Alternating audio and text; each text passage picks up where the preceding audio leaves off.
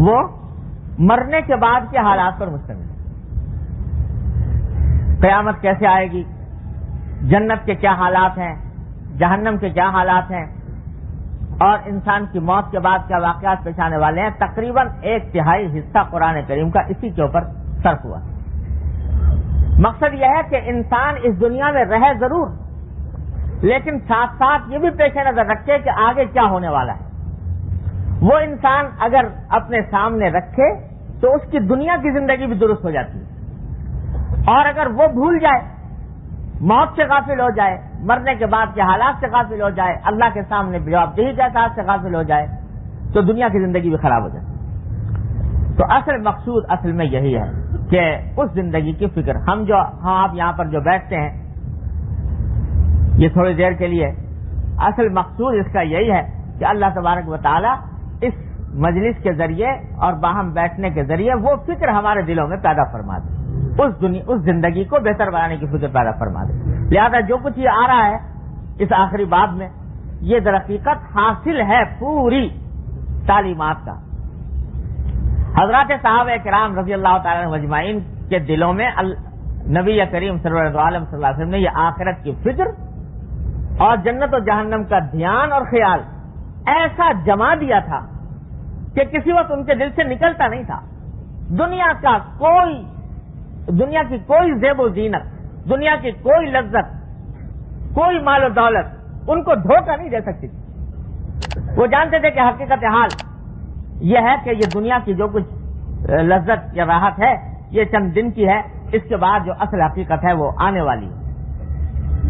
ایک نقل و حرکت سے نبی کریم صلی اللہ علیہ وسلم نے یہ بات اس طرح صحابہ کرام کے دل میں بٹھا دی۔ کیسے بٹھا دی؟ حدیث میں آتا ہے کہ ایک مرتبہ نبی کریم سرور عالم صلی اللہ علیہ وسلم تشریف فرما تھے، تو کہیں باہر سے کوئی کپڑا آیا، کوئی ریشمی قسم کا بڑا شاندار، اس کے اوپر نقش و نگار بنے ہوئے۔ اب عرب کے رہنے والے سیارہ نشین جنہوں نے اس سے پہلے وہ کپڑا کبھی دیکھا نہیں تھا، تو صحابہ کرام کے ہاتھ میں آیا تو وہ ایک دوسرے کو دکھانے لگے، بھائی دیکھو کتنا اچھا کپڑا ہے، باہر سے آیا۔ اس کو ایک دوسرے کو دکھانے لگے، اور ایک سے دوسرے سے تیسرا ہاتھ میں لے رہا ہے، اور اس کو دیکھ کر کہہ رہا ہے واقعی ایسا کپڑا کبھی اتنا اچھا پہلے کبھی نہ دیکھا نہ سنا۔ حضور اقدس صلی اللہ علیہ وسلم دیکھ رہے تھے کہ یہ میرے صحابہ یہ اس کپڑے کو دیکھ کر بڑے خوش ہو رہے ہیں اور بڑے اس سے تعجب کر رہے ہیں کہ کتنا اچھا کپڑا ہے۔ تو حضرت صلی اللہ علیہ وسلم اس موقع پر صحابہ کرام سے خطاب کرتے ہوئے فرمایا کہ کیا تمہیں اس کپڑے کو دیکھ کر تعجب ہو رہا ہے؟ یہ کپڑا تمہیں بہت اچھا لگ رہا ہے؟ آپ نے قسم کھا کر فرمایا کہ سعد بن معاذ کو رضی اللہ تعالی عنہ، جو ایک صحابی تھے جن کا انتقال ہو گیا تھا، سعد بن معاذ رضی اللہ تعالی عنہ کو جنت میں جو رومال ملے ہیں، یعنی وہ رومال جو ناک پہنچنے کے لیے اور چہرہ صاف کرنے کے لیے جو رومال ملے ہیں، وہ اس کپڑے سے زیادہ درجے بہتر ہیں۔ تو فوراً توجہ دلائی، دل کھنچنے لگا تھا دنیا کی اس زینت کی طرف، دنیا کے اس دولت کی طرف اور اس اچھے شاندار کپڑے کی طرف دل کھنچنے لگا تھا، تو خیال آیا کہ کہیں ایسا نہ ہو کہ میرے یہ صحابہ اس دنیا کی زیب و زینت میں اٹک کر رہ جائیں اور آخرت سے غافل ہو جائیں۔ فوراً تنبیہ فرمائی کہ سعد بن معاذ کو جو جنت میں رومال ملے ہیں وہ اس سے 1000 درجے بہتر ہیں۔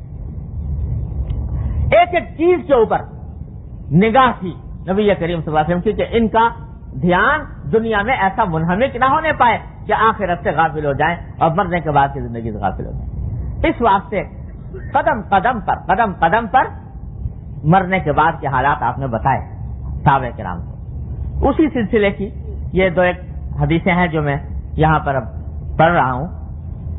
اللہ تبارک و تعالیٰ اس کا استحضار، اس کا دھیان ہم سب کو عطا فرمائے اور اس کا اثر ہماری زندگیوں کے اندر پیدا فرمائے۔ یہ روایت ہے کہ نبی کریم سرور عالم صلی اللہ علیہ وسلم نے ارشاد فرمایا کہ جب کسی مومن کی زندگی کا وقت ختم ہونے کو آتا ہے اللہ تعالیٰ نے ہر ایک انسان کی زندگی کا ایک وقت لکھا ہوا ہے، مقرر کیا ہوا ہے، اس سے آگے پیچھے نہیں ہو سکتا. تو جب وہ وقت آ جاتا ہے کسی کا تو اللہ تبارک و تعالی اس کے پاس ملک الموت کو بھیجتے ہیں، ایسے فرشتے کو بھیجتے ہیں جو اس کی روح قبض کرنے کے لیے جاتا ہے کہ اب اس کو اللہ تبارک و تعالی کے پاس واپس بھیجنا ہے. تو جب وہ ملک الموت آتا ہے اس کی روح قبض کرنے کے لیے، تو آپ جانتے ہیں کہ ہر انسان کے ساتھ اللہ تبارک و تعالی نے 2 فرشتے مقرر فرمائے ہیں اس کے اعمال لکھنے کے لیے. ایک فرشتہ ہے جو اس کے نیک اعمال لکھتا ہے اور ایک فرشتہ ہے جو اس کے برے اعمال لکھتا ہے، جس کو قرآن کریم میں کرامن کاتبین سے تعبیر کیا گیا ہے. اور روایات سے معلوم ہوتا ہے کہ ایک اس کے دائیں جانب ہوتا ہے اور ایک اس کے بائیں جانب ہوتا ہے. دائیں جانب والا فرشتہ نیک اعمال لکھتا ہے، بائیں جانب والا فرشتہ اس کے برے اعمال لکھتا ہے. تو یہ فرشتے وہ ہیں کہ جب سے انسان بالغ ہوا اور مکلف ہوا، اس بالغ ہونے کے وقت سے لے کر مرتے دم تک اس کے ساتھ رہتے ہیں.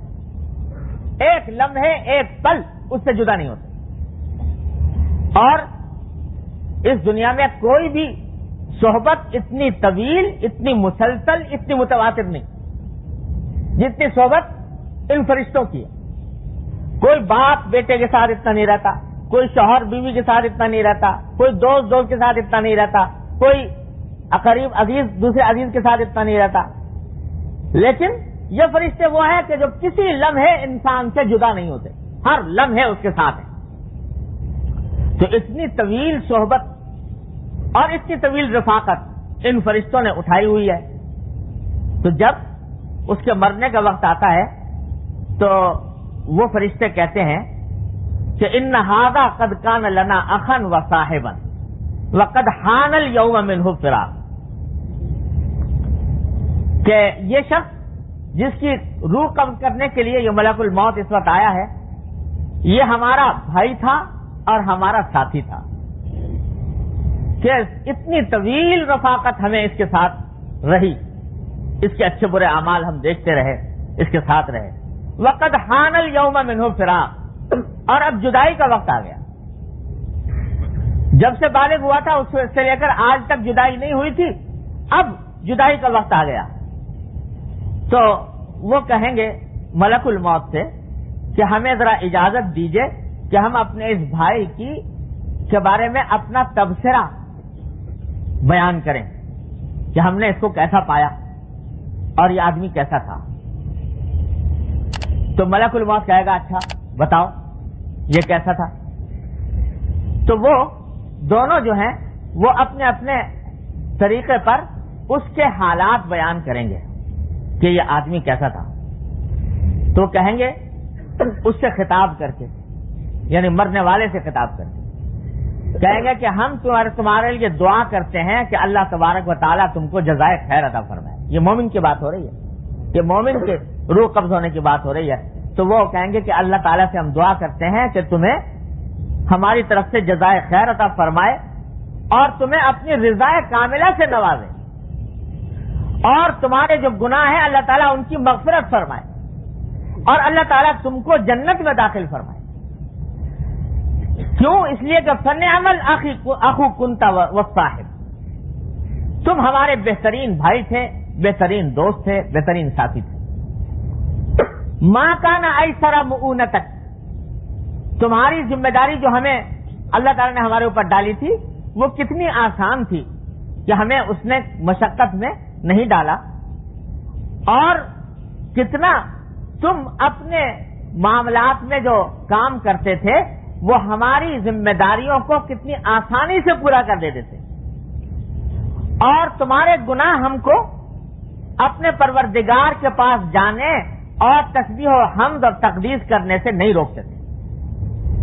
مانا یہ کہ اول تو گناہ ہی تم نہیں کرتے تھے، گناہ زیادہ کرے تو ہر وقت کام بڑھ گیا نا لکھنے کا، تو کام زیادہ بڑھ گیا تو اب ہمیں فرصت ہی نہ ملے کہ ہم اللہ کی تسبیح کریں، اللہ کی حمد کریں، اللہ کا ذکر کریں. ہماری اصل خوراک، اصل غذا تو اللہ کی تسبیح ہے، اللہ کا ذکر ہے، اللہ کی حمد ہے. اگر ہم ہر وقت لکھنے میں لگتے رہیں تو یہ کام ہمارا چھوٹ جائے، تو تمہارے گناہ جو ہیں وہ ہم کو اپنے پروردگار کے حضور حاضر ہونے اور اپنے پروردگار کا ذکر کرنے اور حمد و تسبیح کرنے سے نہیں روکتے تھے۔ تو اس واسطے ہم تمہارے لیے دعا کرتے ہیں کہ اللہ تعالیٰ تم کو جزائے خیر دے، تم سے راضی ہو جائے اور تمہاری مغفرت کرے اور تمہیں جنت میں داخل کرے۔ وہ فرشتے یہ دعا کرتے ہیں۔ جب یہ بات سنتا ہے ملک الموت ان فرشتوں کی زبانی کہ انہوں نے اس کے اوپر یہ تبصرہ کیا، یہ دعا دی اور یہ تعریف کی، تو ملک الموت کہتا ہے کہ اخرج ایھا الروح الطیب الی خیر یوم مر علیک، کہ اے پاکیزہ روح تم اپنے بدن سے آج نکل آؤ، ایک ایسے دن کی طرف تمہیں لے جانا ہے کہ تمہاری ساری زندگی میں سب سے بہترین دن آج کا ہوگا۔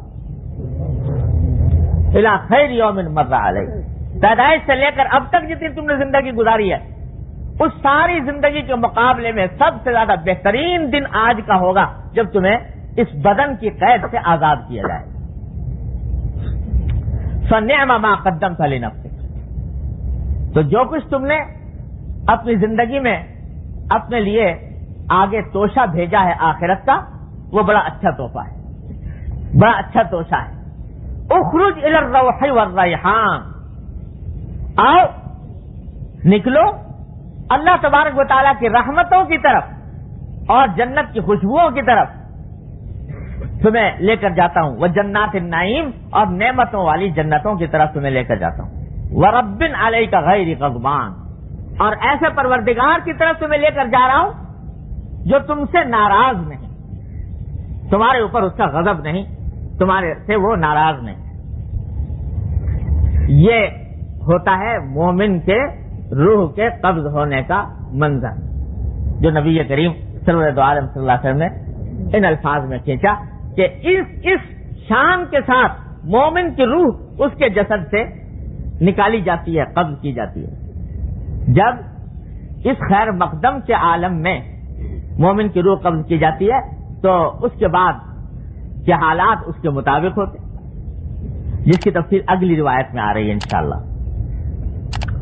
اس کے برخلاف فرمایا کہ اگر کوئی کافر بندہ ہے الیاذ باللہ العلی العظیم، جب اس کے دنیا کے دن ختم ہونے کو آتے ہیں، مرنے کا وقت قریب آتا ہے، اللہ تعالیٰ اس کے پاس ملک الموت کو بھیجتے ہیں، تو اس کے جو اعمال لکھنے والے ہیں فرشتے، وہ بھی یہی کہتے ہیں کہ یہ ہمارا ساتھی تھا اور اب اس سے جدائی کا وقت قریب آ رہا ہے، تو ہمیں ذرا موقع دو کہ ہم اس کے بارے میں اپنا تبصرہ پیش کریں۔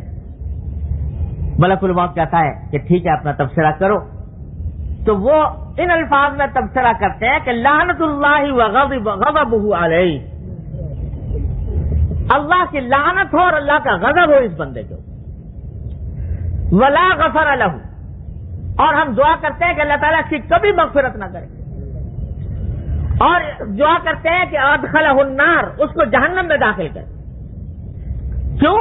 اس لیے کہ فبئس الصاحب، یہ ہمارا ساتھی تو تھا لیکن بدترین ساتھی تھا۔ ما کان اشد مؤونتہ، اس کی ذمہ داری ہمارے لیے کتنی گراں تھی، کتنی تکلیف دہ تھی۔ اس کے اعمال، اس کے افکار، اس کے عقائد، اس کے خیالات، اس کی خواہشات سب ایسی تھیں کہ ان کو دیکھ دیکھ کر ہمیں تکلیف ہوتی تھی اور ان کو دیکھ دیکھ کر ہمارا دل کڑتا تھا، اور اس کے گناہ ہمیں اپنے پروردگار کی طرف جانے سے مانے ہوتے تھے، پروردگار کے حضور حاضر ہونے سے مانے ہوتے تھے۔ تو جب یہ تبصرہ ملک الموت سنتا ہے تو کہتا ہے کہ اخرج ایھا الروح الخبیث، اے خبیث گندی روح، تو اب جسم سے نکل آ، الی شر یوم مر علیک، تجھے اب ایک ایسے دن میں کی طرف جانا ہے کہ پیدائش سے لے کر اب تک کوئی دن اتنا برا نہیں گزرا تھا جتنا کہ آج تیرے لیے تیرے پر برا دن گزرنے والا ہے۔ فبئس ما قدمت لنفسک، جو توشہ تو نے اپنے لیے آگے بھیجا ہے وہ بدترین توشہ ہے. اخرج الی الحمیم وتصلیۃ الجحیم، اپنے جسم سے نکلو کھولتے ہوئے پانی کی طرف اور دہکتی ہوئی آگ کی طرف، ورب علیک غضبان، اور ایسے پروردگار کی طرف جو تجھ سے ناراض ہے، جس کا غضب تیرے اوپر ہو رہا ہے. اس حالت میں اس طرح اس کو نکالا جاتا ہے. تو العیاذ باللہ العلی العظیم، العیاذ باللہ العلی العظیم، جب پہلے ہی مرحلے پر یہ اعلان کر دیا گیا کہ لعنت اللہ علیک وغضبہ، تیرے اوپر اللہ کی لعنت ہے اور غضب ہے، اور اس حالت میں تجھ کو نکالا جا رہا ہے، تو آگے کے مراحل سارے اس کے مطابق ہوتے ہیں. العیاذ باللہ، اللہ تعالیٰ ہر مومن کو اس انجام سے محفوظ فرمائے. اب سنیے، یہاں یہ حدیث ختم ہوگی. دوسری روایت میں جو آگے بیان کی ہے عبداللہ بن مبارک نے، اس سے اگلا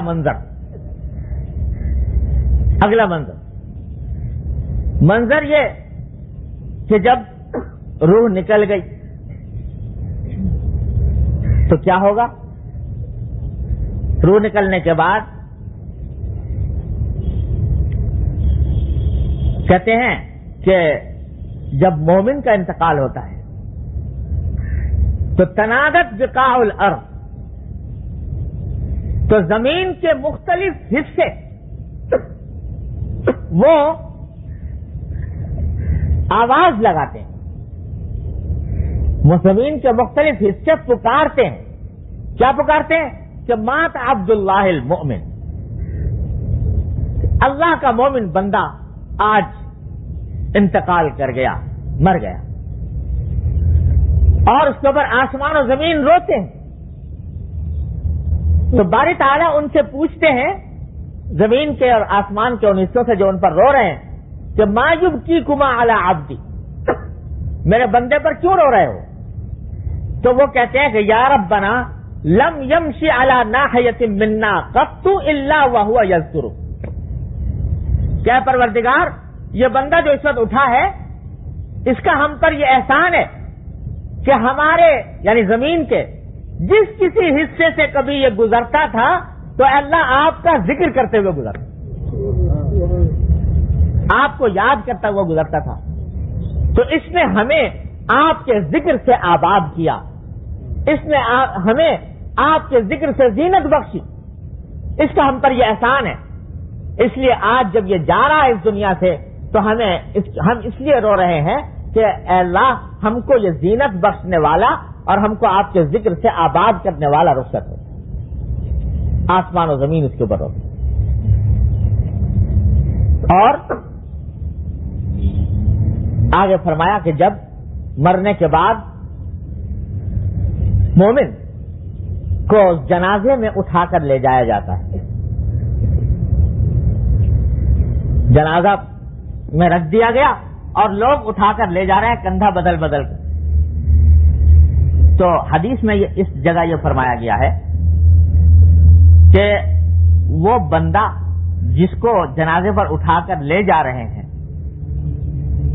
وہ اپنے اٹھانے والوں سے یہ کہتا ہے. کس طرح کہتا ہے؟ زبان حال سے کہتا ہے یا حقیقتاً اللہ تبارک و تعالیٰ اس کو کوئی زبان عطا فرماتے ہیں، اسے کہتا ہے اللہ ہی بہتر جانتا ہے. لیکن کہتا ہے، کیا کہتا ہے؟ کہ اسرعوا بی، مجھے جلدی لے جاؤ، مجھے جلدی لے جاؤ. کیوں؟ اس واسطے کہ ایک بہترین منزل میرا انتظار کر رہی ہے، ایک ایسے وطن میں پہنچنا ہے جس کی طرف میں میری ساری زندگی گزاری، اس واسطے مجھے جلدی لے جاؤ. اور اسی وجہ سے حدیث میں فرمایا نبی کریم صلی اللہ علیہ وسلم نے کہ جب کسی کا انتقال ہو جائے تو چاہے وہ مومن ہو یا کافر، نیک ہو یا بد، اس کو جلدی سے جلدی دفن کرنے کی کوشش کرو. کیوں؟ حدیث میں خود وجہ بیان فرمائی کہ اگر وہ مومن تھا، نیک تھا، تو بھائی اس کو اپنی منزل پر پہنچنے میں کیوں دیر کراتے ہو؟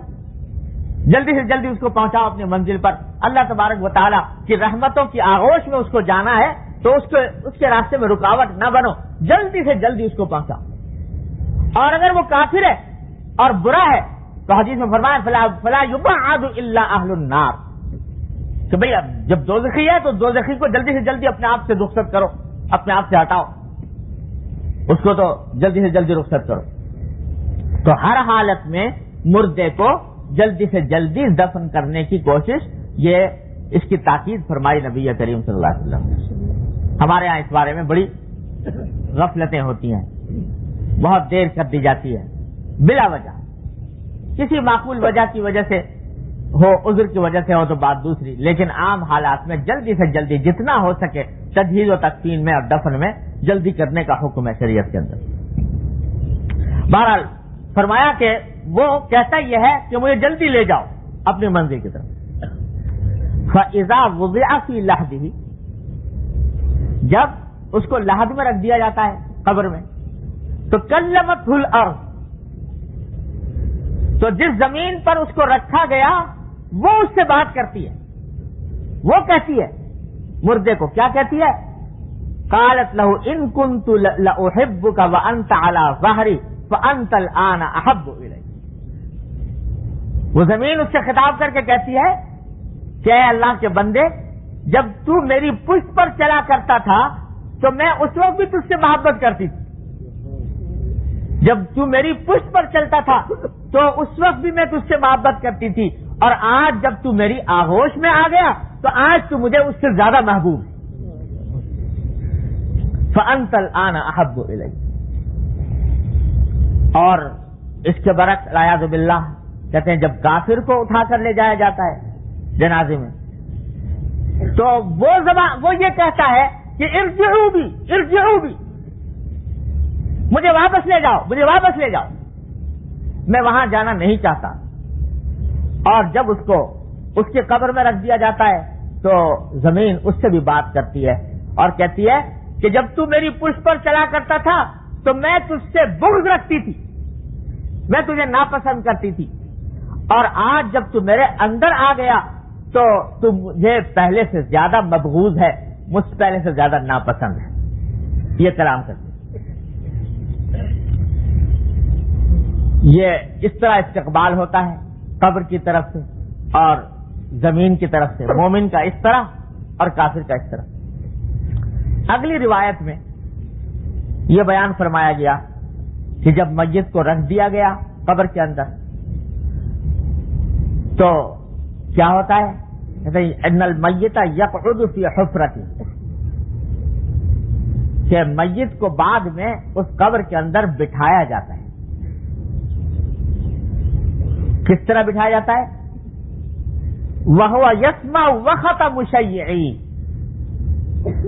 بٹھایا جاتا ہے اور جو لوگ اس کو دفن کرنے کے لیے آئے تھے ان کے واپس جانے کے قدموں کی آہٹ وہ سنتا ہے کہ یہ لوگ مجھے پہنچانے آئے تھے، دفن کر گئے اور اب مجھے تنہا اس گڑھے میں چھوڑ کر جا رہے ہیں، اس کی آواز اس کو سنائی جاتی ہے، اس کو آواز وہ سنتا ہے۔ وَلَا يُكَلِّمُهُ شَيْءٌ أَوَّلَ مِنْ حُفْرَتِهِ، اور کہتے ہیں کہ اس سے سب سے پہلے جو بات کرتا ہے وہ وہی گڑھا یعنی قبر ہے جو اس سے بات کرتی ہے۔ کیا کہتی ہے؟ ایک تو وہ جملہ جو پہلے بتایا تھا، یہاں اس روایت میں یہ کہا گیا کہ وہ اس سے خطاب کر کے یہ کہتی ہے کہ وَيْحَكَ ابْنَ آدم أَلَيْسَ قَدْ حُذِّرْتَنِي وَحُذِّرْتَ ضِيقِي وَظُلْمَتِي وَنَتْنِي وَحَوْلِي، کہ اے ابن آدم، اے آدم کے بیٹے، اب تمہارے پاس موجود ہو کہ یہ لے کر آیا ہوں۔ یہ وہ باتیں ہیں جو حضور اقدس نبی کریم صلی اللہ علیہ وسلم نے ان روایت نے اور آپ کے صحابہ کرام نے ان روایتوں کے اندر بیان فرمائی۔ یہ بات تو ہر مسلمان جانتا ہی ہے کہ اس کے بعد منکر اور نکیر کے سوالات ہوتے ہیں، اور اس منکر نکیر کے سوالات کے بعد اگر ایمان اور عمل صالح عطا فرمایا ہے کسی بندے کو اللہ تبارک و تعالی نے، تو یہ قبر کی ظلمت اور قبر کی تنگی اللہ تبارک و تعالی اس کو پھیلا دیتے، فرما دیتے، اور اتنی وسعت عطا فرماتے ہیں کہ کما بین السماء والارض، بعض روایتوں کے اندر آتا ہے جیسے آسمان اور زمین کے درمیان کی اس قبر کے چھوٹے سے گڑھے میں اتنی وسعت پیدا ہو جاتی. جنت کی ٹھنڈی ہوائیں اس کو ملتی ہیں اور کھڑکی کھول دی جاتی ہے جنت کی، اور اللہ تعالیٰ فرماتے ہیں کہ نم کنومۃ العروس، اب سو جاؤ، ایسے سو جاؤ جیسے کہ ایک دلہن سوتی ہے، اور اس طرح سو کر تمہیں کوئی نہیں اٹھائے گا سوائے اس کے جس سے تمہیں بہت زیادہ جو تمہیں پسند ہوگا. یعنی آخرت میں اللہ تبارک و تعالیٰ جب تمہیں اٹھائیں گے جنت کے لیے، جنت میں لے جانے کے لیے، اس وقت تک تمہارے اوپر ایک حسین اور خوشگوار اور میٹھی نیند تمہیں عطا کر دی جاتی ہے. نم کنومۃ العروس. اور اگر خدا نہ کرے اعمال خراب ہوں، الیاذ باللہ العلی العظیم، اعمال خراب ہوں، تو اسی قبر کے اندر یہ قبر ہی ظلمت کا اور عذاب کا منظر پیش کرتی ہے. اس میں خدا جانے عذاب کی کیسی کیسی قسمیں اللہ تبارک و تعالی نے پیدا فرمائی ہوئی ہیں. اسی قبر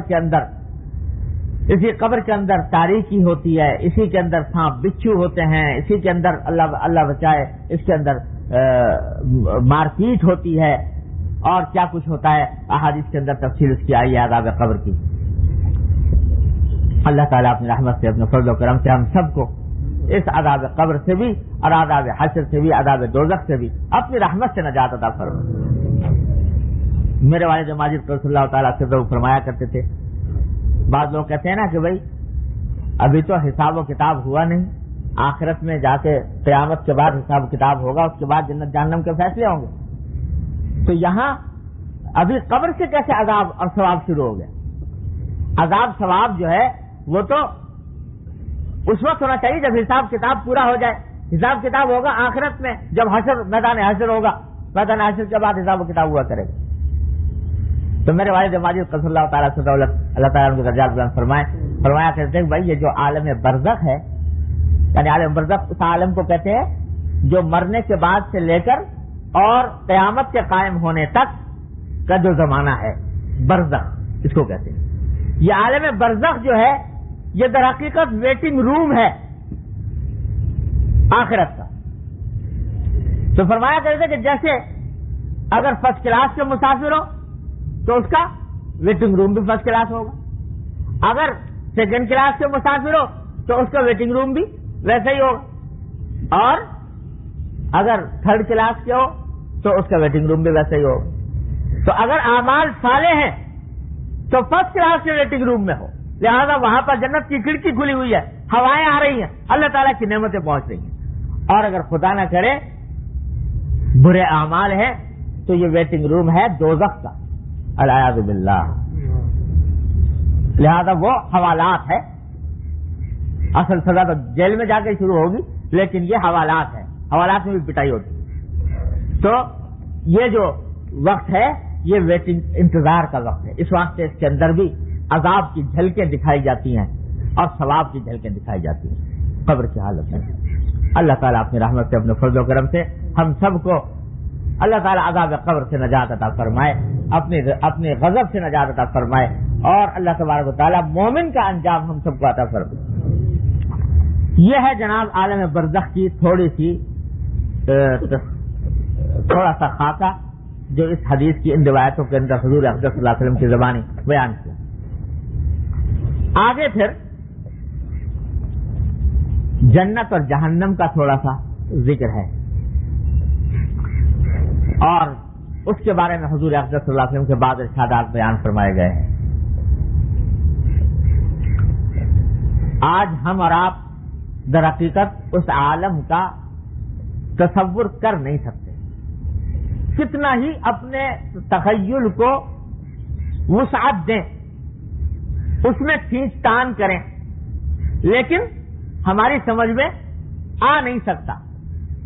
اس واسطے قرآن و سنت نے تھوڑی تھوڑی جھلکیں ضرور بتائی ہیں اس عالم کی، لیکن اس کی پوری تفصیل نہ بتائی ہے، نہ بتائی جا سکتی ہے، نہ سمجھی جا سکتی. دیکھو حضرت مولانا رومی رحمۃ اللہ علیہ ایک بڑی اچھی مثال سے اس بات کو سمجھاتے ہیں کہ دیکھو جب ایک بچہ ماں کے پیٹ میں ہوتا ہے، ماں کے پیٹ میں ہے، اس نے ابھی تک دنیا دیکھی ہی نہیں، اس ماں کے پیٹ میں جو بچہ ہے اس کی ذہنیت کو، اس کے ذہن کو پڑھنے کی کوشش کرو.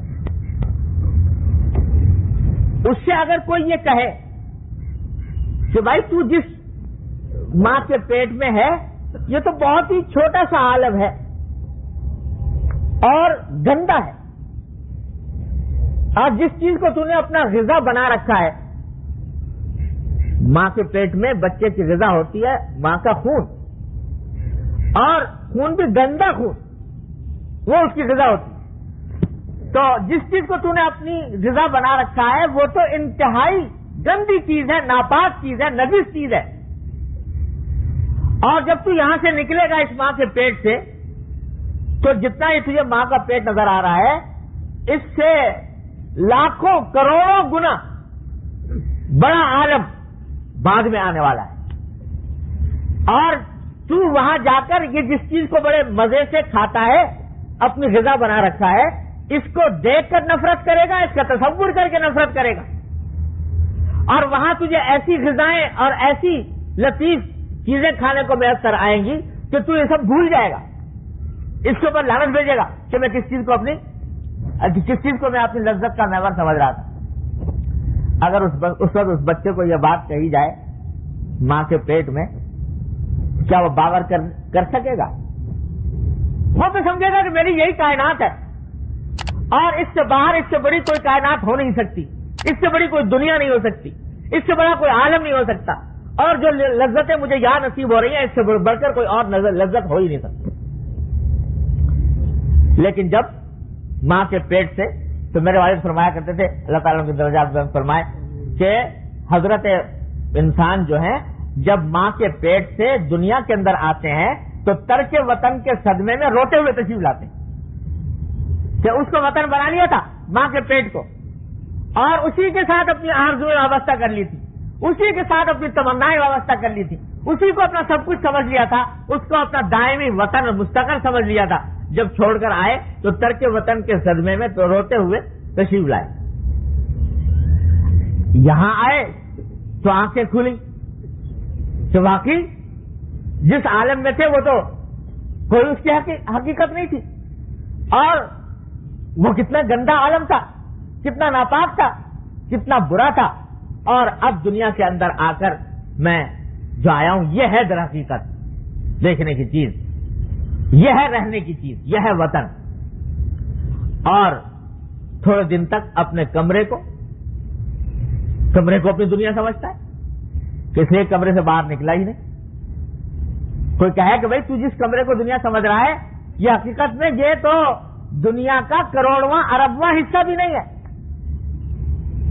وہ کہا کہ توبہ، ابھی تو وہ چھوڑ کر آیا ہوں ایک عالم، اس سے تو یہ پتا نہیں 1000 گنا زیادہ بڑا ہے کمرہ، اب کہتے ہو اس سے بھی بڑا ہوگا، تو اس سے بڑا کہاں سے ہو سکتا ہے؟ اس کا تصور نہیں آئے گا. پھر جب ذرا نکلا تو معلوم ہوا کہ صاحب یہ مکان جو ہے یہ اس میں اور بھی صحن بھی ہے، اس میں اور کمرے بھی ہیں. اس کی وسعت کا اندازہ ہوتا ہے، اسی کو سب کو سمجھتا ہے. وہاں سے نکلتا ہے تو کم از کم اپنی بستی کو، اپنے گاؤں کو، اپنے شہر کو سب سے بڑا سمجھتا ہے، اور اگلے کی کا تصور نہیں آتا. یہاں تک کہ اگر جب بڑا ہو گیا، عقل آ گئی، سمجھ آ گئی، تو اب کیا ہے؟ اب کہتا ہے کہ یہ دنیا ہی دنیا ہے، یہی میرا وطن ہے، یہی میرا عالم ہے، اور جو کچھ لذتیں مجھے یہاں نصیب ہیں اس سے بڑھ کر کوئی اور لذت ہو نہیں سکتی، جو دولت مجھے یہاں نصیب ہے اس سے بڑھ کر کوئی دولت نہیں ہو سکتی. لہذا اگر کوئی اللہ کا بندہ آ کر بتاتا ہے کہ ارے بھائی یہ تو دنیا جس کے اندر تو اس وقت گھرا ہوا ہے یہ تو ماں کے پیٹ سے بھی زیادہ گندی چیز ہے، اور جن کی خاطر تو لڑائی جھگڑے کر رہا ہے، یہ لڑائی جھگڑے جن چیزوں کی خاطر کر رہا ہے، ایک عالم ایسا آنے والا ہے کہ اس میں اس سب کو تو گندا سمجھے گا، قابل نفرت سمجھے گا کہ میں کس بات کے اوپر احمق بنا کرتا تھا. اب ماننے کو تیار نہیں، کہتا نہیں اس دنیا سے باہر کوئی چیز نہیں، میں تو یہی ہوں، اور اسی کی دنیا کی لذتیں ہیں، اسی کی راحتیں ہیں، اسی کی دولتیں، اسی میں مگن ہے، اسی کی دوڑ دھوپ میں لگا ہوا.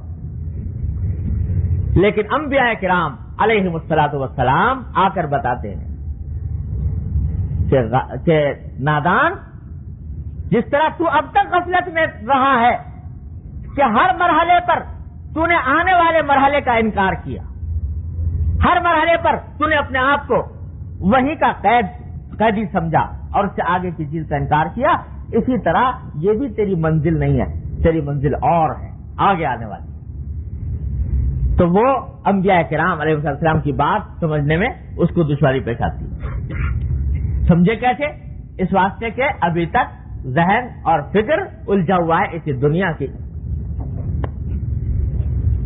میرے والد ماجد اللہ تعالیٰ ان کے درجات بلند فرمائے ایک قصہ اپنا سنایا کرتے تھے اور اس سے بڑا کام لیا کرتے تھے۔ ہمارے کہ بچپن میں دیوبند میں کہتے ہیں ہم جب مجھے یاد ہے کہ میں بچہ تھا تو ایک کھیل کھیلا کرتے تھے بچے۔ کھیل کیا کہ وہ پورے کہلاتے تھے ہمارے دیوبند میں، پتہ نہیں اس کا اور کیا نام ہوتا ہے، سرکنڈے جیسے ہوتے ہیں چھوٹے چھوٹے کسی بانس وانس کے۔ تو بچے جو ہوتے تھے وہ کوئی اگر اوپر ڈھال ہے تو بچے جو ہیں وہ لڑکاتے تھے سرکنڈے اور اس میں ایک دوسرے سے آگے بڑھنے کی کوشش کرتے تھے کس کا سرکنڈا پہلے زمین پہ پہنچتا ہے۔ تو جس کا پہلے پہنچ گیا وہ جیت گیا، اور اس جیتنے کے نتیجے میں دوسرے کا ایک سرکنڈا جو ہے وہ لے لیتا تھا، اس کا قبضہ کر لیتا تھا۔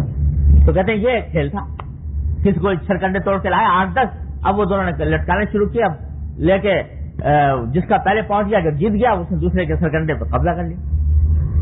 تو فرماتے ہیں کہ مجھے یاد ہے وہ منظر کہ میں ایک مرتبہ اپنے تائے زاد بھائی کے ساتھ یہ کھیل کھیل رہا تھا، سرکنڈوں کا، پوروں کا، اوپر سے لڑکاتا اور جو جیت جاتا وہ دوسرے کے لے لیتا۔ تو میرے تائے زاد بھائی جو تھے انہوں نے مجھے اس کھیل میں ایسا ہرایا کہ جتنے میرے سرکنڈے توڑ کے لایا تھا سارے کے سارے انہوں نے قبضہ کر لیا۔ تو فرماتے ہیں مجھے آج تک وہ منظر یاد ہے اور وہ اس احساس کا اب تک دل میں خیال ہے کہ میں یہ سمجھا کہ میری کائنات لٹ گئی اور میں بالکل مفلس قلاش ہو گیا، اور اس سے زیادہ میرے ساتھ کوئی اور ظلم اور کوئی غم کی بات نہیں ہو سکتی کہ میرے سارے سرکنڈے اٹھا کے لے گئے۔ کہتے ہیں مجھے اب تک وہ منظر اس لیے یاد ہے کہ دل پر اتنا صدمہ ہوا تھا کہ جیسے کسی کی زمین جائیداد کو لوٹ کے لے جائے تو اس میں بھی اتنا صدمہ نہ ہو جتنا مجھے اس وقت ہوا تھا، آج تک وہ یاد ہے۔ لیکن اب جب اس کو یاد کرتا ہوں تو ہنسی آتی ہے کہ کس چیز کے ضائع ہونے پر اتنا غمگین ہوا، اتنا رنجیدہ ہوا، اتنا پریشان ہوا۔ ارے وہ کوئی چیز تھی، کوئی دمڑی اس کی قیمت نہیں تھی اس پورے کی اور سرکنڈے کی، اور اس کے باوجود میں اتنا رو رہا تھا اور اتنا پریشان ہو رہا تھا کہ جیسے دنیا لٹ گئی۔ تو فرماتے ہیں جس طرح ہم آج اس پر ہنس رہے ہیں، اللہ تبارک و تعالیٰ اپنی رحمت سے ہم کو جنت عطا فرما دے تو یہ وہاں جا کر اس زمین جائیداد کے جھگڑوں پر جو رنج اور صدمہ ہوتا ہے اس پر اسی طرح ہنسا کریں گے کہ یہ بھی کوئی چیز تھی جس کے اوپر ایک دوسرے سے لڑتے، یہ بھی کوئی چیز تھی جس کے اوپر اتنا صدمہ کرتے، اتنا افسوس کرتے، اتنا رنج کرتے۔ آج چونکہ آنکھوں پر پردے پڑے ہوئے ہیں اس دنیاوی زیب و زینت سے، اس واسطے آخرت کی نعمتوں کی قدر نہیں اور اسی کو سب کچھ سمجھے بیٹھے ہیں۔ اس لیے حضور نبی کریم صلی اللہ علیہ وسلم جنت کے حالات بیان فرماتے ہیں تاکہ ذرا کچھ تھوڑا سا اندازہ تو ہو تمہیں کہ کس چیز کو لیے بیٹھے ہو، کس چیز کو اپنا منتہا مقصود قرار دیا ہوا ہے۔ تو وہ ہے یہ اگلا باب۔ اب تو وقت ختم ہو گیا، انشاءاللہ اللہ تعالیٰ نے زندگی عطا فرمائی تو اگلے جمعہ میں اس کی تفصیلات کروں گا۔